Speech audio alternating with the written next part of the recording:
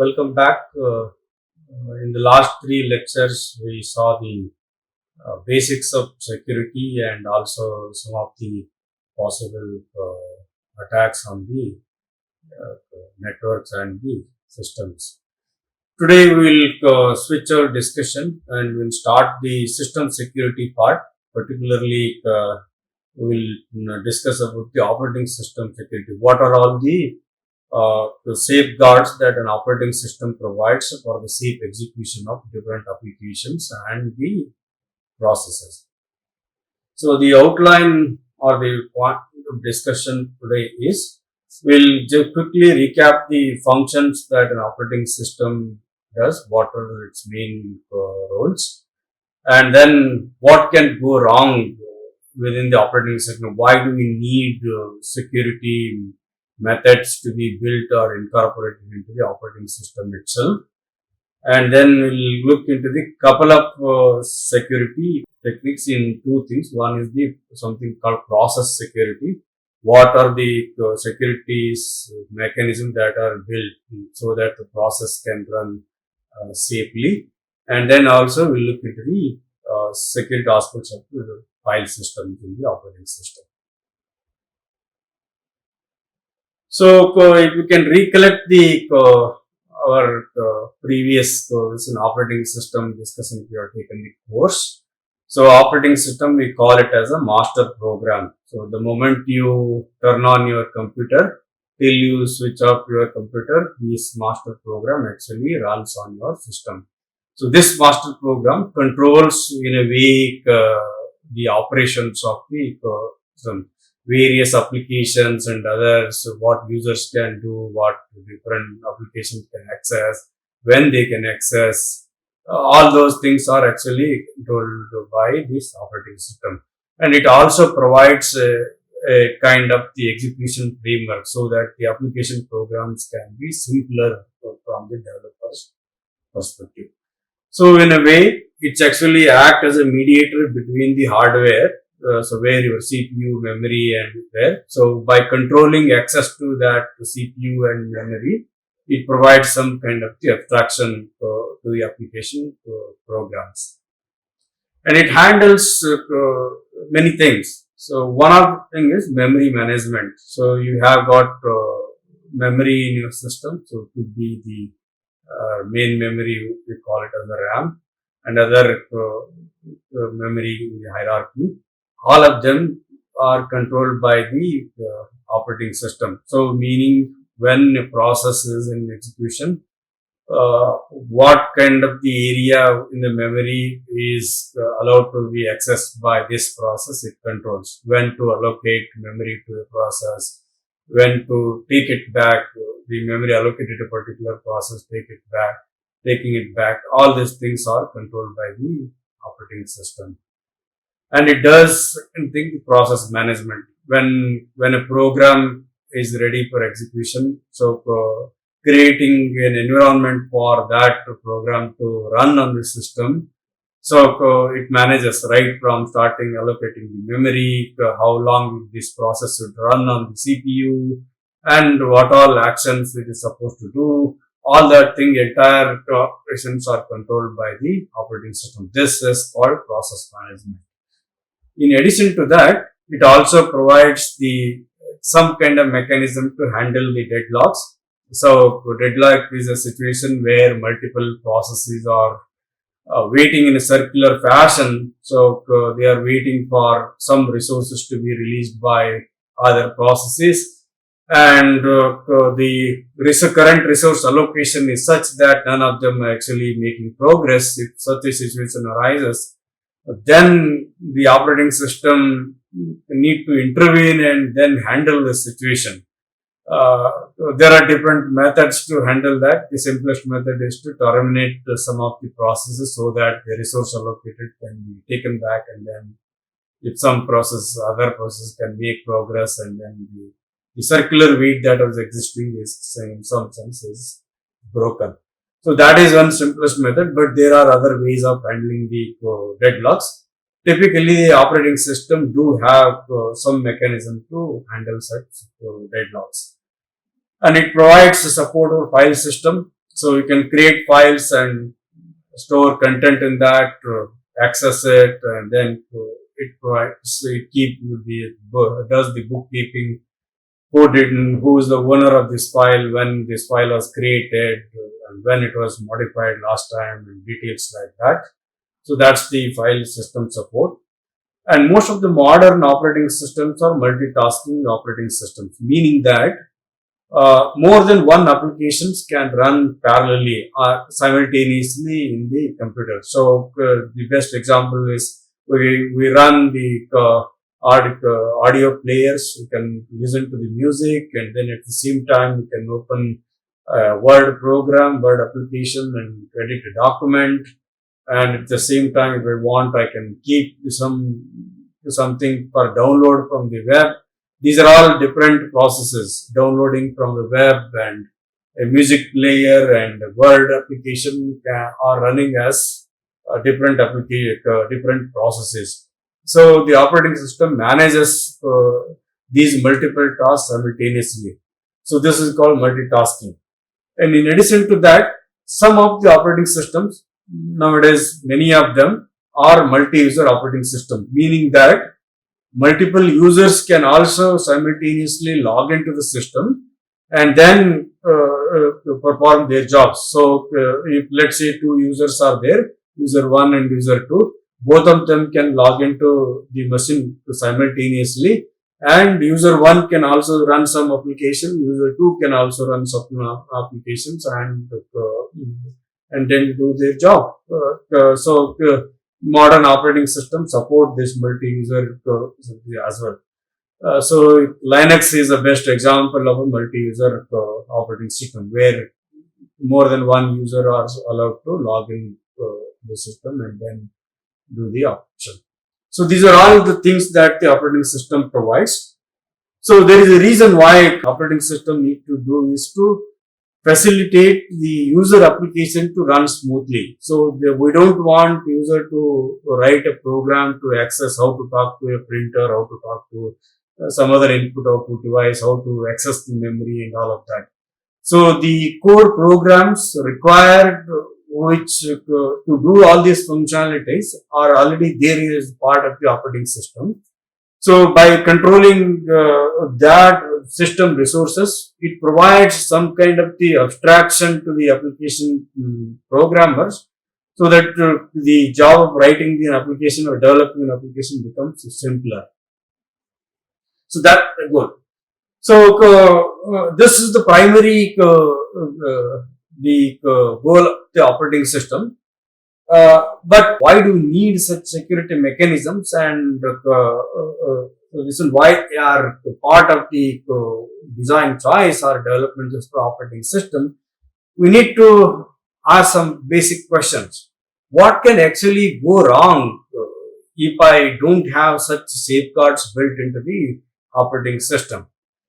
So think of this situation. So maybe in most of the academic institutions, the systems that are there in, at least in the undergraduate labs, are safe. So students come to lab and write some code and some application, and then at the end of the lab session they walk back, and the next batch probably can come subsequent time. They use the same set of pieces. In that scenario, maybe we don't want to keep some of our personal files on such system, because these are publicly accessible, at least to the students and the faculty members, other staff members who are there in the department. They can actually they can log in and use those systems. So we don't want to keep anything which are personal. So basically, what we want is whatever is owned by us. We don't want other users of the same system to open those files and see what is the content. And second thing, as I said, modern operating systems are multitasking, multi-user operating systems. We don't want a scenario where one particular application or process tamper with the other application or other user programs. So, for example, I don't want the web browser application to tamper or play with the Word application, or the Word application data should come and sit with or get mixed with what is being played in the audio as a music. So this should not happen. So in order for this not to happen, the operating system need to have some mechanism. Basically, you want a protection for one particular process from tampering with the operation of the other application or the other process or the program. So on the other hand, the example that I gave, the Word application and the music player, all of them typically use the same CPU, same memory area. So typically we don't demarcate that this is the memory area reserved for running the Word application, this is the memory area reserved for running the music application and so forth. And we don't even restrict the when this application should run on the CPU, this has got exclusive access and so forth. So this is actually controlled by when the word processor requires the CPU access and how much memory it requires, the operating system determines automatically and then it safeguards. So there is a particular area of the memory that is at least allocated to the word processor and it is allowed to do that operation only that whatever it is allocated to that. So like this, it actually controls the access and the behavior of the different applications. So this is essentially why we require some kind of the safeguards mechanism within the operating system.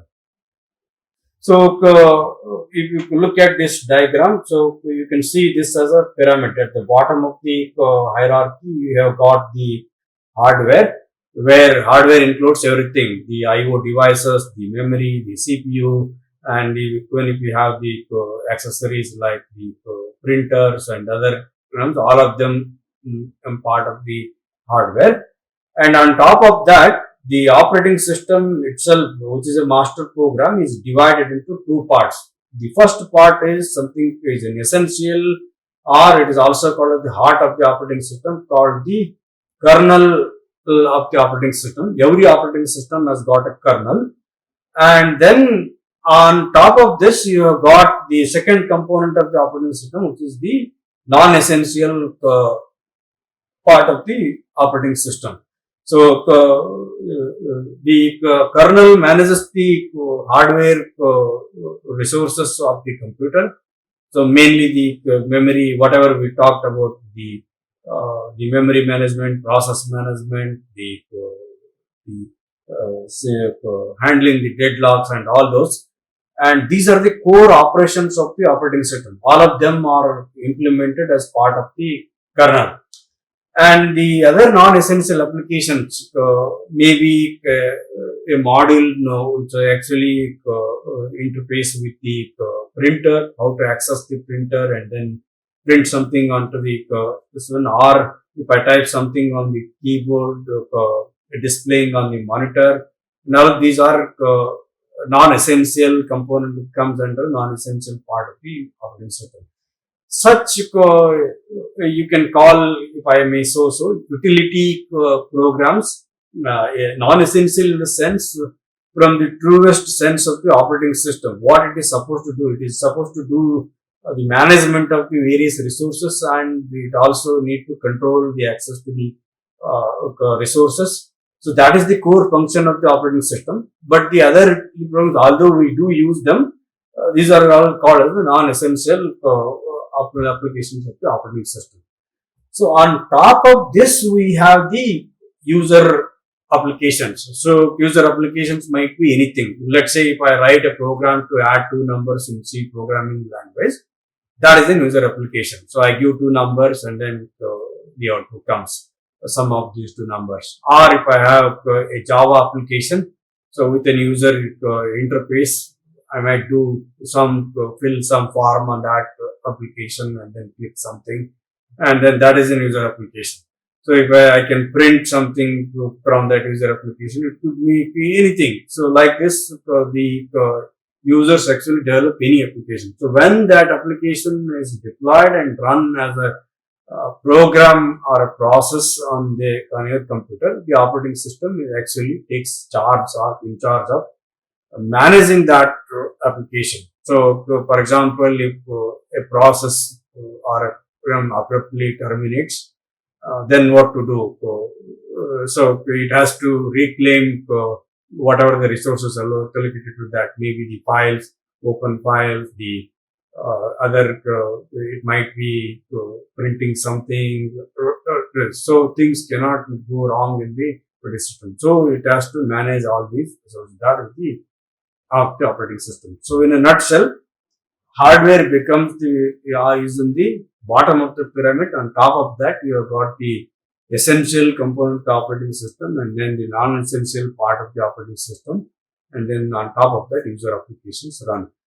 So if I bring one accessory and connect it to the computer, so let's say maybe a printer, and then the user applications, if I have an application which requires printing facility, so that need not know how to do the printing operation. So there are the operating system provides there are device drivers that come with that accessory that sit on the computer, and the operating system provides some kind of the APIs to access or talk to those hardware devices.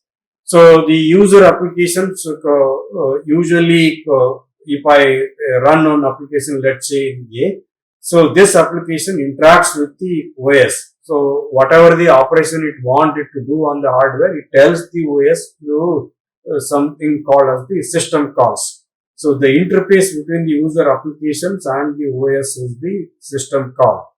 So every application that you run on the system generate a bunch of system calls. So through system calls, the operating system and the applications talk to each other. So whatever the functionality is required by the application, so it facilitates through those system calls. So now with that background, let's see and understand what is exactly a process and what kind of the security mechanisms are built into a process. We know that a process is a program in execution. Whenever a program, when I open a text editor and enter or type one program, let's say hello world program in C program, C language, when I write that hello world program and save it, that program actually goes and sits inside the hard drive or the persistent storage. So your RAM is not persistent, but the hard drive is actually a persistent storage. So I bring that program, which is actually possibly a text file, into the memory, and then I allocate certain resources and then create an execution and environment for that process. So then that program starts executing, then that is called as the process. So the question is, can multiple copies of the same program be running? So it is possible. The simplest example is if I have multiple Word files, I can open them. So maybe the file 1, file 2 and file 3, all three of them are Word files. So simultaneously I can open them and then I can edit them, save it, and these three different processes of the same program. Three different processes, three versions of the same program are running. So one is editing the file number 1, second one is editing file number 2, the third one is the file number 3 or reading the file number 3, whatever it is. So there are multiple processes possibly of the same program running parallelly, and the operating system actually controls access to the CPU. So this is done with something called as the time slicing. So along the line, so some quantum of the time is allocated to the process P1. This is the duration process P1 is running on the CPU, and then the second quantum of the time is given to the process P2, and there are other processes similar things happen. So at some point of time, P1 again requires the CPU for time. It is given time. This is called as the scheduling operation. So the operating system also schedules different processes on the CPU, so that I know what instruction of which process is currently executed and what it is doing. So only when the operations corresponding to the process P1 are run, so that is taken out of the out of the CPU, and then a different process is bought and then it is run. So by giving the time slice, exclusive time slice, although this is scheduling operation P1 to P2, P2 to P3 and so forth, is happening so fast that so the user may not notice that.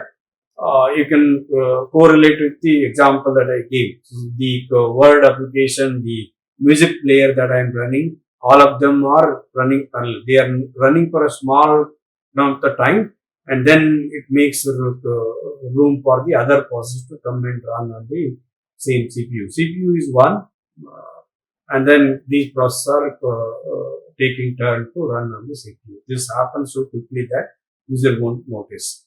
So by doing this, it actually controls access to the CPU. Think of the situation. So one instruction of the process P1 and the second instruction of the process P2, they are running in some haphazard order, and then they are, if the instruction 2 of the process P2 is overwriting the content or the result that is generated from the execution of the instruction 1 of the process P1, then you will have chaos in the system.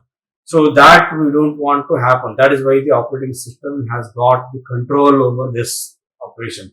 So when one is done with its operation, you take out those results, whatever there in the various CPU registers, and then you give access to the other process, and then you continue the operation.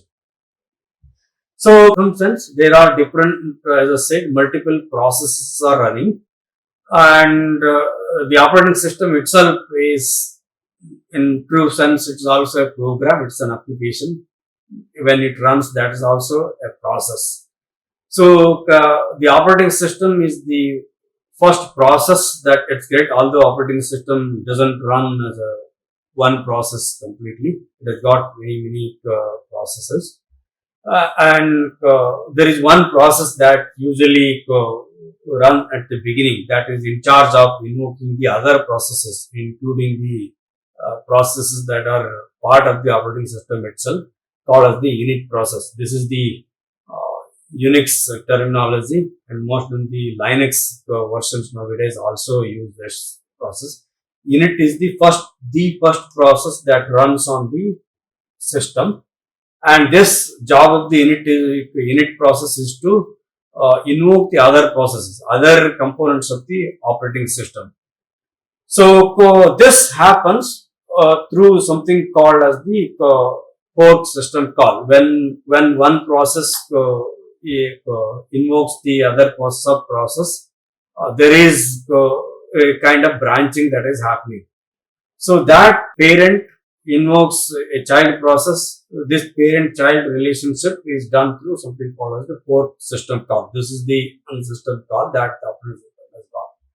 So, and that process, if let's say I have got process P0, P0 can invoke two processes, maybe P1 and P2, and P2 itself can invoke can create two other processes, maybe P3 and P4.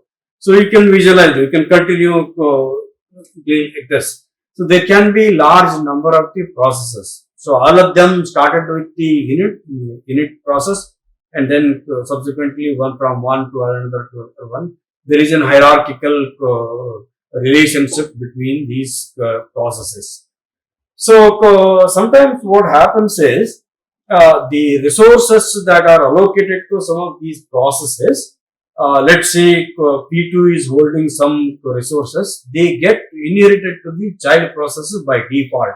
So maybe the P4 also, which is a child process of P2 in this case, takes some of the resources that are owned by P2 or currently associated with the P2. So now I want to understand in a system at this particular time which process is actually is running, what all processes are running, and then which process actually invoked or started which other processes in the system. When the process P4 actually terminates the execution, it has to come back to the process P2 should know my child process which I created P4 is actually terminated. In order to control the what resources are asked from the parent to the child, and when the child terminates, what should happen to the parent process, you need to remember this. This can be weaved on the operating systems actually provide a mechanism through which I can also see the various processes running, and also the process tree, the hierarchical relationship between the different processes that are currently running in the system. So this is done with something called the process tree. Let's see how the details of a process can be seen on Linux system. I logged into where Ubuntu desktop. This is a virtual running in a virtual box. Let me open a terminal here. I'm here at this location at the desktop. And then the way to look at the details of a process in the computer is to use the command ps. If I type ps and then hit enter, some details that come on the screen. So it is showing these are the two processes. One is the bash and the second one is the ps, the command that we run. These are the two processes that are running on the system. And the first process is having the process ID 3704 and the second one is having the process ID 3710. And the terminal or the session associated with these two processes are PTS/0 for both of them. And this is the time that is taken to execute that process. But by default, if I type the ps command, only the processes related to the current session are shown. But there are a bunch of other processes, a whole lot of other processes that run on this system. If you want to see all those processes, you need to use the -a option, ps -a. Then as expected, you can see there is a large number of the processes that are running on the system. And the first process is system D. This is running with the process ID 1. And similarly, there are a lot of other processes with the different process IDs. And including these two processes that we saw in this the previous case. These two are related to the current session with the terminal PTS/0. And you can also see some of them don't have the terminal number, but it is indicated with the question mark. So question mark means that the corresponding process is actually not associated with the current any session, including the current session. So normally the system processes are the ones which actually they are not associated with any session. They are running all the time in the system. So this is how you can see the details of the process. But as we discussed, some of the process can actually invoke the other processes. The parent and the child relationship and the entire hierarchy can also be seen using a different command called ps_tree. So if I type ps_tree and then hit enter, you can actually see this hierarchy. So how exactly which processes actually invoke which other process, which is the parent of which process, all those details can be seen here. So the system D is the first process, and that has invoked. So the modem manager is the child process of the system D. So does the network manager is also child process of the system D, and so forth. Similarly, you have one commonly used process, the daemon process called secure shell. SSD is the daemon process. Secure socket shell is also the child process of the system D, and so forth. So if any of these processes have forked other sub process, that also you can see. So for example, this genome cell has created a subprocess called IBUS daemon, and that itself has invoked so bunch of other subprocesses and so forth. So the entire hierarchy, you can see which process is actually invoked which other process. So, but this BS tree do not show the process PID number. So, if you want to see the PID numbers along with this hierarchy, you need to use the -P option. If you see type PS tree -P and hit enter, then you will see the process names in the hierarchical fashion along with the process ID. So, for example, system D is having the process ID 1, and the modem manager is running with the process ID 630. That you can also see here as well. So if you search this in this case, the 630 process is running with the process ID 630 is the modem manager. Similarly, the process ID 650 is the SSD daemon that you should see in this hierarchy as well. Let me go here. So you can see here SSD is running with this 650 the process ID. So like this, you can actually look into the details of the process and also the parent-child relationship and other details as well in this archi.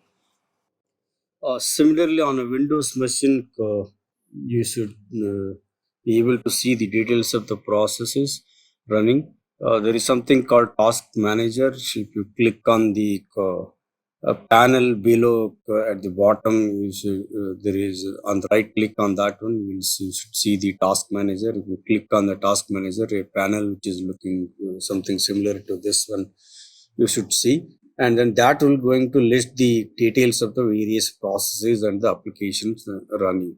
So for example, it is currently showing that there are 6 applications running, the task manager itself, and then 3 of them related to the virtual box where my Ubuntu and other Linux operating systems are running.